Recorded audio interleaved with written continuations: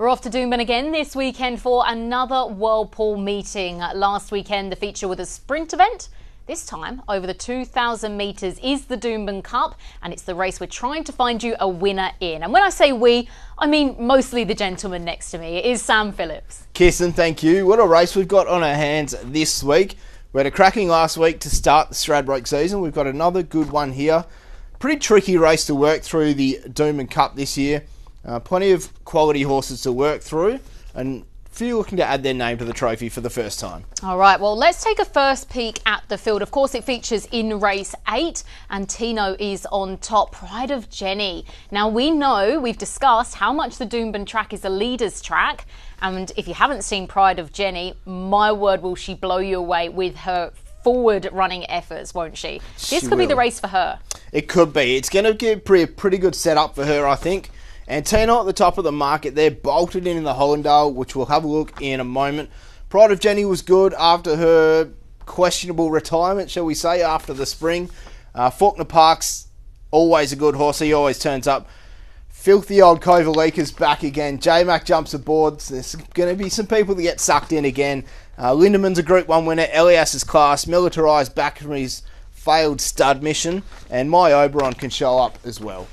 Do we think Faulkner Park's going to need further? I'm surprised to see him at such short odds. I know this is the 2,000, but in my head, he was more of a 2,400 metre horse. I think that 2,000 to 2,400 range is his optimum distance. He won a Wagga Cup really well over the 2,000, so I don't think it's going to be an issue. Okay, this is why we've got you on board. Let's have a look at the Hollindale Stakes. Point us out who we're having a look at in this replay. Awful conditions here on this day, so it's really hard to get a guide on every horse. So Antino out here in the black cap, the pink and the purple wins it. Faulkner Park, Antino just peels off his back there in the orange, black and white.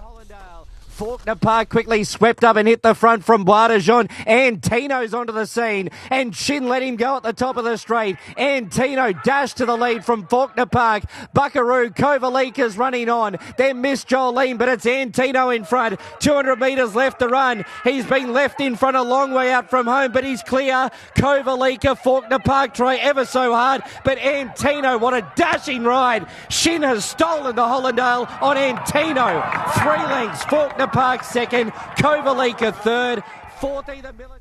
It was a dominant win, but it's really hard to get a gauge on just how good a win it was. They went pretty slow. Blake Shin took the bull by the horns and took off basically at the half mile, left them all standing. It was severely wet. You can see all the kickback. Horses just didn't cop it at all. Super win. How do you go out of this race going forward, especially with those horses out the back that didn't cop the wet, and they're only going to get a soft track this week, not a heavy? Okay, that is a little bit of a question mark, isn't it? Because, I mean, it's been bucketing it down here in Sydney at the moment, and I assumed up there, a bit more tropical weather, it was going to be very wet there also. So what do we do with that? Do we just bank on the fact it's not going to rain moving forward and go for horses that just handle the soft? I think so. That's the way I've looked at it for Saturday. The other one to look at is this average price of the last 5 winners. Now, Antino we saw at the top of the market, Faulkner Park at the top of the market. They dominated that race, but do we take that on face value? $13 the average price winner of the last 5. Throw in Zaki, who won it at even money. So you take him out, it catapults it even more. I don't think it's as simple as just looking at the top 2 and deciding on them. Okay, now this is a mare that I'm very excited for you to speak about. For those who don't know, explain why it is so exciting that Jenni retired. What happened? She came back. What's gone on? She had an amazing 6 to 18 months running down in Melbourne, up here in Sydney, getting to the front, showing her style. She just puts massive leads on fields, and they're buggered chasing her, just can't quite make up the ground, and she shows the most amazing wins. That win at Randwick in the Queen Elizabeth, the most incredible win I've ever seen.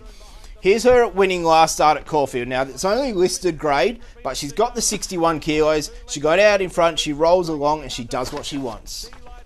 Battle on, pounding to the middle of the track, still with 6 to pick up. Pride of Jenni, 200 to go, has a good buffer. 3 lengths to She-Light, finishing hard with pounding. Pride of Jenni, 100 metres to go, still a good margin over She-Light, pounding. We love this, and Pride of Jenni back with a big win. 2 lengths, second She-Light, pounding at Helsing.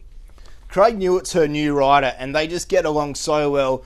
Froggy there. He loves to get out in front on front runners and just run them along just a touch too fast, but it keeps all the horses out the back off the bit. They're struggling to chase. When a punch comes through, they just haven't got anything left. Why do we call jockey Craig Newitt Froggy? How did he get that nickname? I have no idea. I probably should have had a look at that. That'll be for next week's show. Next week, we'll bring you back the information. All right, what other information have you got for us? 6 of the last 7 winners have come through the Hollandale. It seems to be the right way to go. The trend is your friend. Only last year's winner took a different path, but it's a hard one to ignore, 6 of the last 7.